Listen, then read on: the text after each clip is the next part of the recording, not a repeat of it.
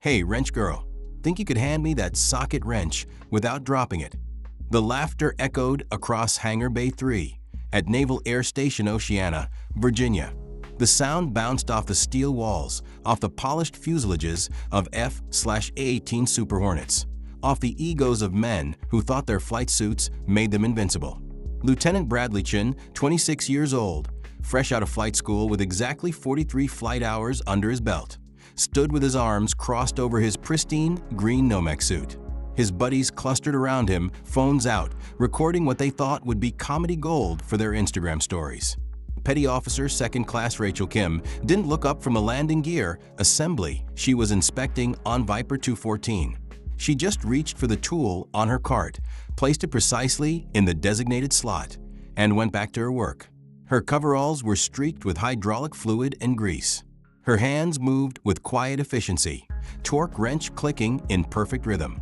34 years old, 5'6", dark hair pulled back in a regulation bun, hazel eyes that stayed focused on her work, never rising to meet the mockery.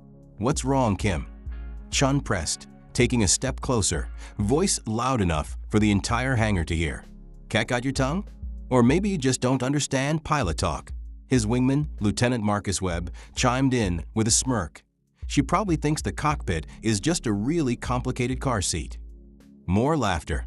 A third pilot, fresh-faced and eager to fit in, added, "Bet she's never even been in a jet. Just reads the manuals and pretends she knows what flying feels like."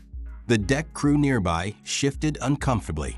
Some of the older chiefs frowned but said nothing. This was standard junior officer hazing. The pecking order being established. Pilots at the top, everyone else below. Rachel's hand tightened on her torque wrench for just a fraction of a second. Then she breathed out, slow, controlled, measured. 4 counts in. Hold 4. 4 counts out. The same breathing technique she'd used 1,000 times at 30,000 feet when missiles were in the air and decisions had to be made in microseconds. Chun leaned against Viper 214's wing, his tone dripping with condescension. "Honestly, Kim, you mechanics must lie awake at night dreaming about what it's like up there. The speed, the power, the freedom. But hey, somebody's got to tighten the bolts, while real aviators do the fly, right?" Rachel set down her tools with deliberate calm. She turned to face Chun, her expression neutral, professional. When she spoke, her voice was soft but clear. "Lieutenant, Viper 214 is cleared for your training flight at 1,500 hours. All systems green. Pre-flight complete." Chun grinned, sensing victory in her quiet compliance. "See? That wasn't so hard. Just stick to the wrenches, Kim. Leave the flying to us."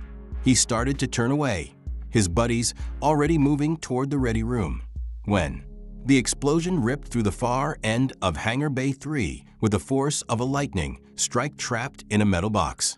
1 second, the world was normal, laughter, mockery, the hum of ventilation systems.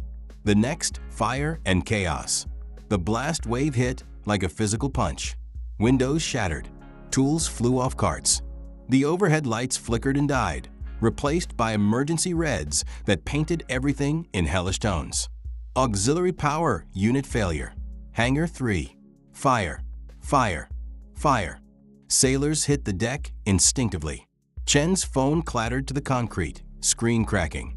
Through the smoke and confusion, flames erupted from the tail section of Viper 301, a fully armed F/A-18 that had just returned from a training sortie.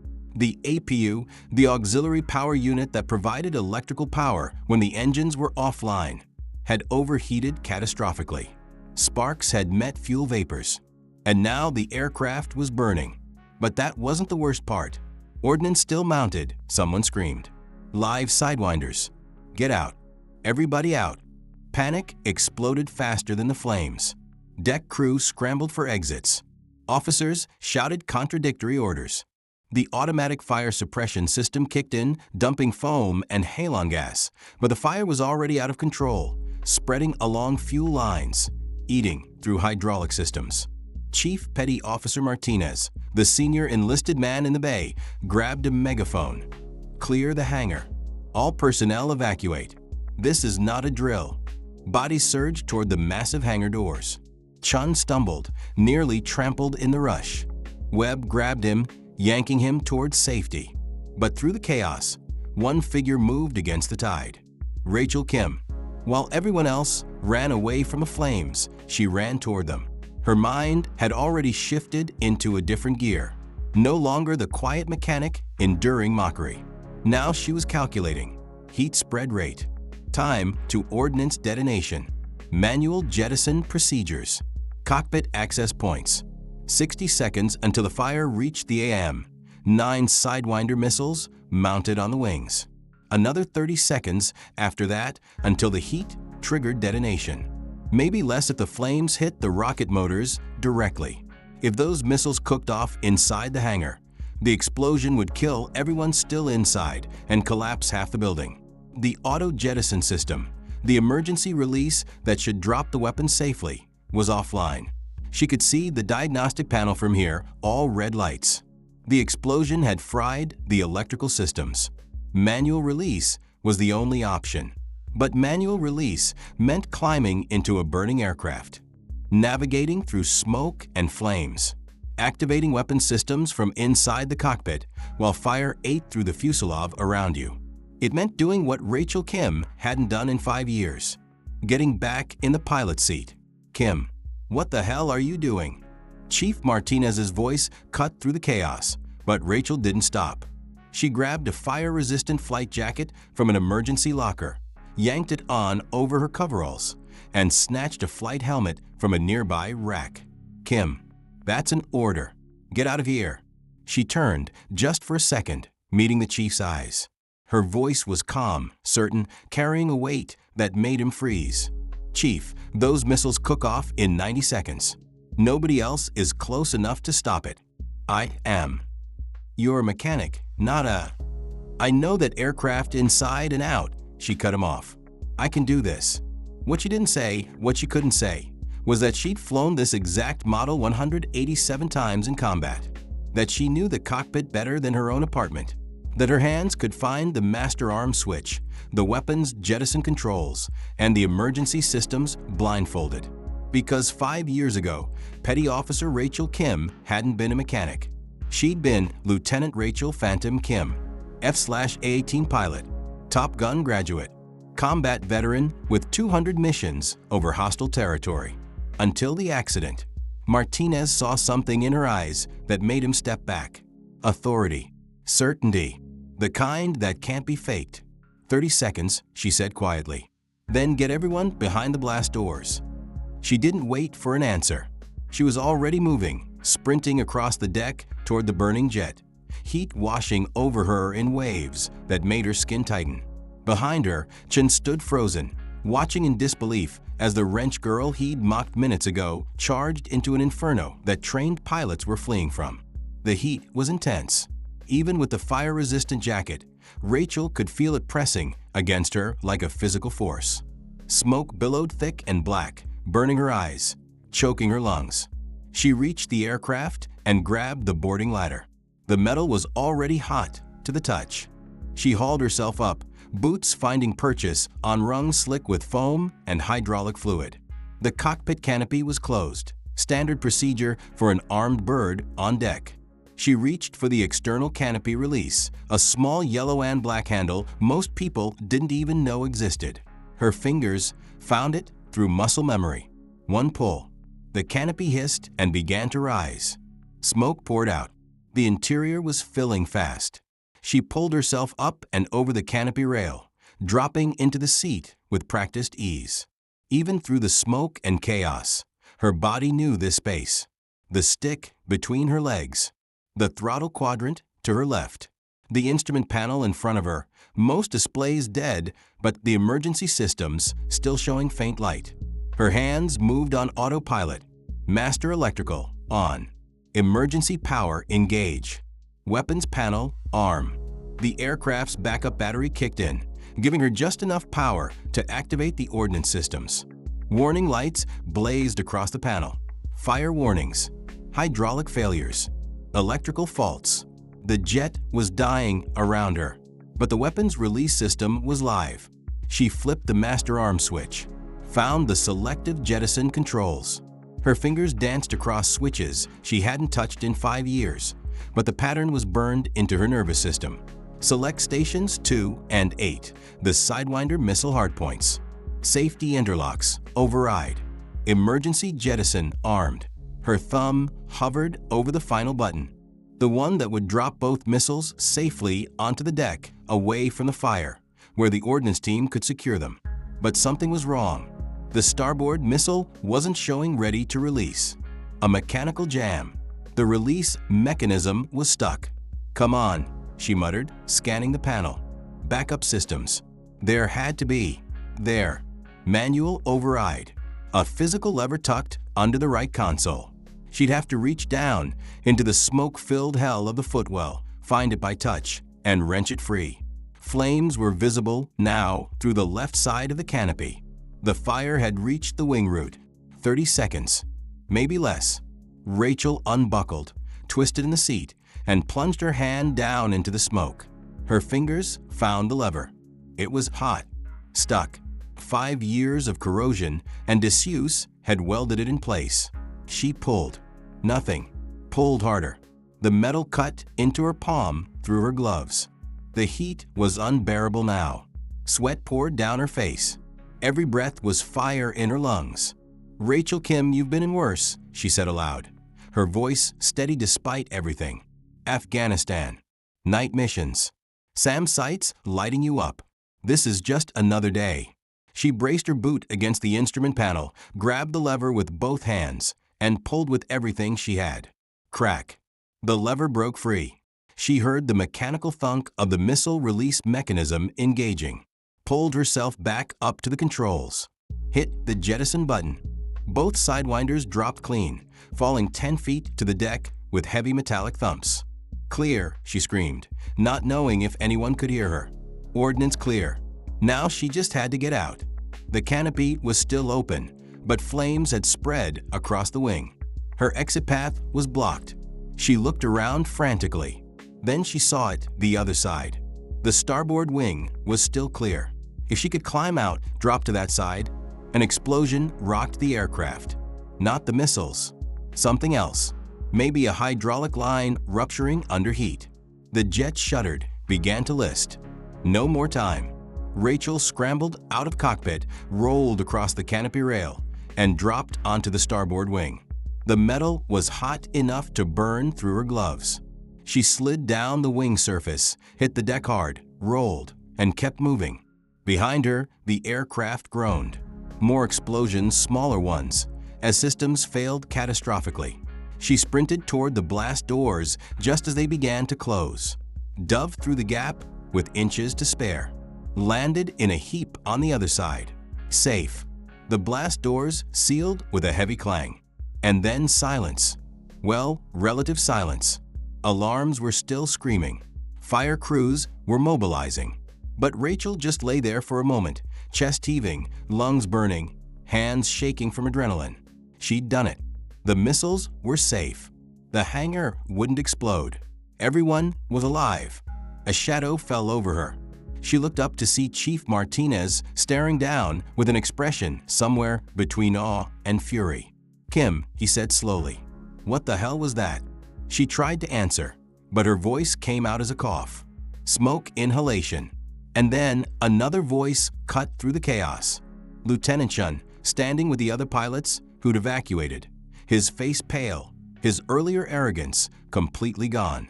"Chief," Chun said quietly. "Who is she?" "Really?" Martinez looked at Rachel for a long moment, then back at Chun. "That," the chief said, "is a very good question. What none of them knew, what none of them could have known, was that there was a file on Petty Officer 2nd Class Rachel Kim. It sat in a vault at Naval Air Systems Command in Patuxent River, Maryland. Classified. Restricted access. The kind of file that required special clearance just to acknowledge existed. At NAS Oceana, nobody had that clearance. Not the base commander. Not the Air Wing commander. Not even the intelligence officers. So when they looked at Rachel Kim, they saw exactly what the file allowed them to see. A competent mechanic with an unremarkable service record. Good performance reviews. Solid technical skills. Quiet. Professional. Unremarkable. What they didn't see was the truth.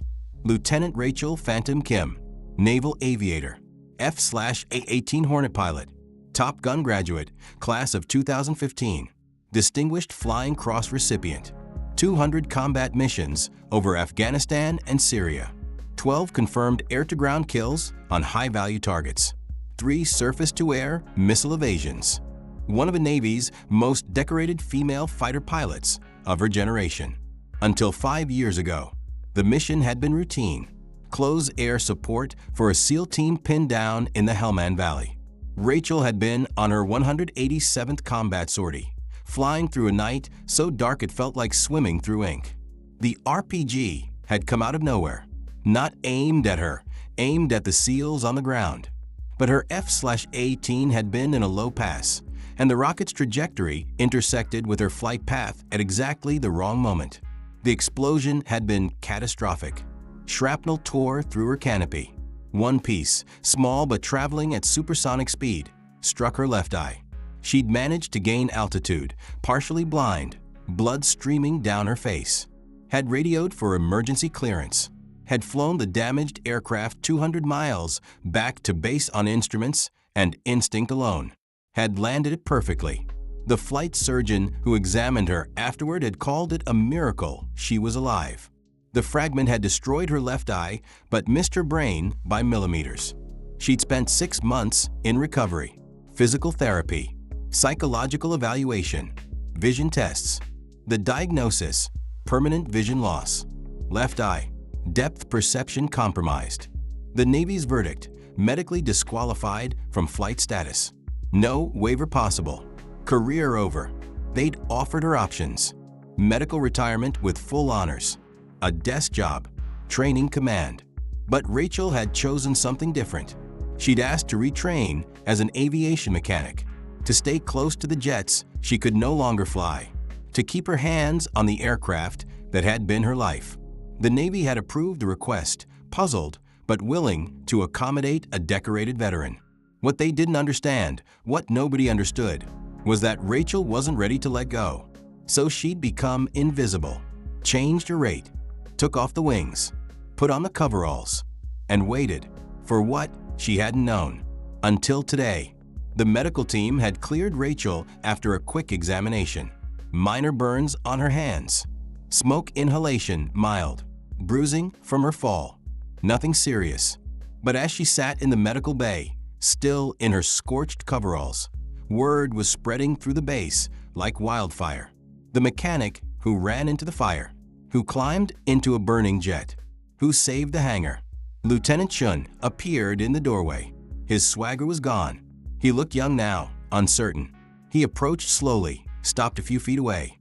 "Petty Officer Kim," he said formally. I need to apologize. What I said earlier, how I treated you, it was unprofessional," Rachel said quietly. "Disrespectful. Typical for someone who confuses rank with competence." Chun flinched, but held his ground. "Yes, ma'am. All of that. I was wrong." "You were," Rachel agreed. She met his eyes with her one good eye, the right one clear and sharp. The left was covered by a subtle prosthetic that most people didn't even notice. "But you're young. You'll learn." "How did you know what to do?" Chun asked. "In there, with the ordnance." The manual override. "That's not in any mechanic's manual." Rachel was quiet for a moment. Then she stood, wincing slightly from the bruises. "Lieutenant, there are things in my file you'll never have clearance to read. Accept that. Move on. Be better." She started to walk past him, but Chun stepped into her path. "The chief called someone," he said. "From Navarre Command. They're sending an investigator. They want to know how a mechanic knew pilot procedures." Rachel's jaw tightened. Before she could answer, a voice cut through the medical bay like a knife. Because she's not just a mechanic. Everyone turned. A woman stood in the entrance. Captain's insignia on her collar. Dress whites crisp and perfect. 50 years old, gray hair, and eyes that had seen decades of naval aviation. Captain Patricia Morrison, wing commander. She walked straight to Rachel and did something that made every jaw in the room drop. She came to attention and saluted. Not the casual, routine salute of daily military life, but a sharp, precise, heartfelt salute of genuine respect. "Lieutenant Kim," Morrison said formally. "It's been a long time." The room went silent. "Lieutenant Kim?" Chen's face went white. "Wait, she's an officer?" Morrison didn't take her eyes off Rachel. Before the accident, before she gave up her wings to stay in the Navy as enlisted. She lowered her salute and her voice softened. "Rachel, I've read the reports. What you did today was extraordinary, and it's time to stop hiding." Rachel's composure cracked for just a second. "Ma'am, with respect, I'm exactly where I need to be. I can't fly anymore. This is a waste." Morrison cut her off gently. "You can't fly. I understand that. But you can teach. You can train. You can pass on everything you learned in 200 combat missions to the next generation." She gestured to Chun and the other pilots who'd gathered in the doorway. "These kids need you. Not as a mechanic, as an instructor, as someone who's been where they're going and survived it." An hour later, the entire air wing was assembled in the briefing room. Rachel stood at the front, still in her coveralls, hands bandaged, facing 300 sailors and officers. Captain Morrison stood beside her. "Most of you know Petty Officer Rachel Kim as a mechanic," Morrison began. "One of the best we have. What you don't know is who she was before that." A screen behind them flickered to life. Flight records, mission logs, photos of a younger Rachel in a flight suit, standing beside an F/A-18, her smile confident and bright. Lieutenant Rachel Phantom Kim, naval aviator, Top Gun graduate, 200 combat missions, Distinguished Flying Cross, Air Medal with Valor device. Murmurs rippled through the room. On her 187th mission, Lieutenant Kim was struck by shrapnel from an RPG, lost her left eye, flew her damaged aircraft 200 miles back to base, and landed it perfectly despite being half blind and bleeding. The photos changed. Medical reports, award citations, a picture of Rachel in a hospital bed, eye bandaged, saluting the admiral who'd come to visit her. Medically disqualified from flight status, offered retirement. Instead, she chose to stay, to retrain, to keep serving. Morrison turned to Rachel. And today, she saved this entire air wing. Not because it was her job, but because she's still a fighter pilot, and fighter pilots protect their people. The room erupted in applause. Rachel stood there overwhelmed as 300 sailors rose to their feet. Officers saluted. Enlisted personnel cheered.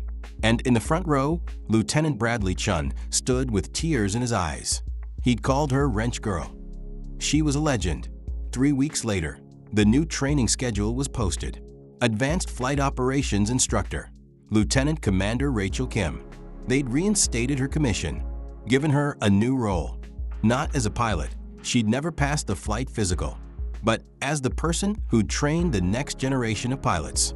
On her first day as an instructor, she stood in front of a classroom of cocky young aviators. They'd all seen the viral video, the mechanic running into the flames, the impossible save.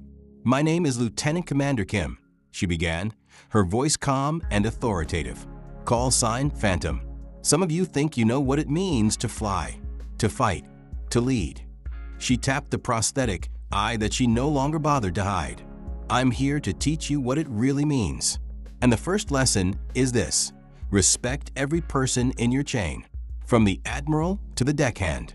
Because you never know who's standing next to you until the moment everything goes to hell." She smiled slightly. "And if you ever call someone Wrench Girl in my presence, you'll be running laps until your legs fall off. Are we clear?" "Yes, ma'am," the room chorused. In the back row, Lieutenant Chun sat at attention, a new patch on his flight suit, a small wrench crossed with wings. A symbol he and his squadron mates had adopted. A reminder: never judge, always respect. Everyone has a story. Rachel Phantom Kim had taught them that, and they'd never forget it. True courage isn't about never falling. It's about getting back up when everyone says you can't. Rachel Kim lost her wings, but she never lost her spirit. She became invisible so she could stay close to the thing she loved most. And when the moment came, she proved that heroes don't need wings to fly. They just need heart. If this story moved you, salute in the comments below. Don't forget to subscribe for more true military stories of valor and sacrifice. Until next time, stay strong, stay humble, and never underestimate the quiet ones.